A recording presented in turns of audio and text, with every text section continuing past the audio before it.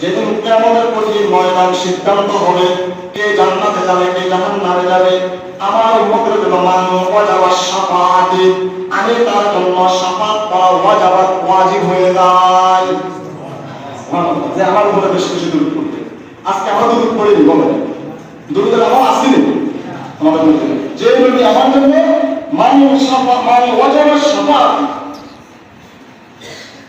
যে আমার উপরে বেশি বেশি কি করবে, দরুদ পড়বে। মান সাল্লা আলাইহি ওয়াহিদাতান সাল্লাল্লাহু আলাইহি ওয়াসাল্লাম সাল্লাল্লাহু আলাইহি ওয়াসাল্লাম, এটা তেলাওয়াত করবে, আমি তাকে জান্নাতে নেওয়ার জন্য কি হয়ে যায়, ওয়াজিব হয়ে যায়।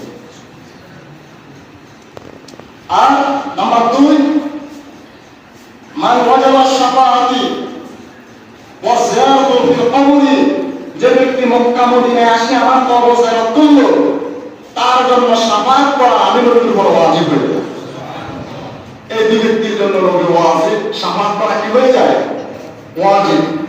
আমাদের জুমার খুতবা মধ্যে আসছে হুজুর পাক সাল্লাল্লাহু আলাইহি ওয়াসাল্লাম বলেন, এক ব্যক্তি মক্কা মদিনায় আসলো, আমার জিয়ারত করলো না, আমার পাশে আমার রওজার পাশে দাঁড়াইলো না, তাহলে ওই ব্যক্তি মনে হচ্ছে যে হজে আসলো না, সে মক্কা মদিনা দেখার জন্য আসে। আল্লাহ পাক নবীজি কবর মোবারক আমাদেরকে জিয়ারত করার তৌফিক দান করুন।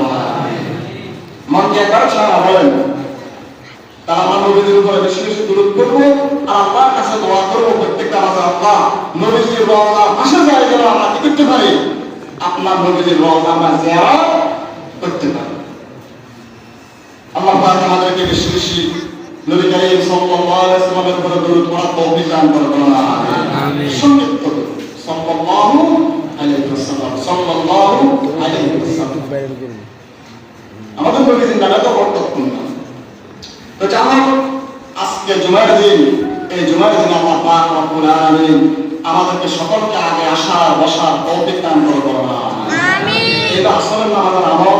আল্লাহুম্মা আসরের নামাজের পরে আল্লাহুম্মা সাল্লি আলা মুহাম্মাদিন নাবিয়্যিল উম্মি ওয়া আলা আলিহি ওয়া সাল্লিম তাসলিমা। আমাদের তো গ্রাম মুসলিম মধ্যে তো অনেক ঢাকা শহর গান, যেখানে বড় বড় ওলামায়ে ইকরাম আসরের নামাজের পরে কত সুন্দর মুসল্লিরা বসে এই দুরুদের আমল করতেছে, কত সুন্দর কবলে এলেন ছাত্ররা বসে এই দুরুদের আমল করতেছে।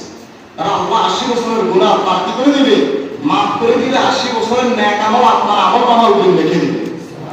এখন আমাদের ওই আমল নামা দরকার আছে না নাই? আছে। আমাদের তো কোনো নেক আমল নাই, আমাদের গুনাহের জিন্দেগি ভরা। এজন্য আমরা দুরূদ শরীফ পড়ে নবীজিকে খুশি করে কবরে যেতে পারি।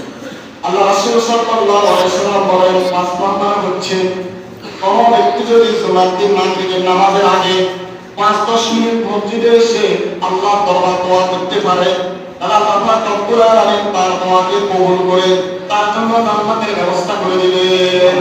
সুবহানাল্লাহ। এই সময়টাকে কিতাবের মধ্যে বলা হয়েছে কুবাইলে মাগরিব।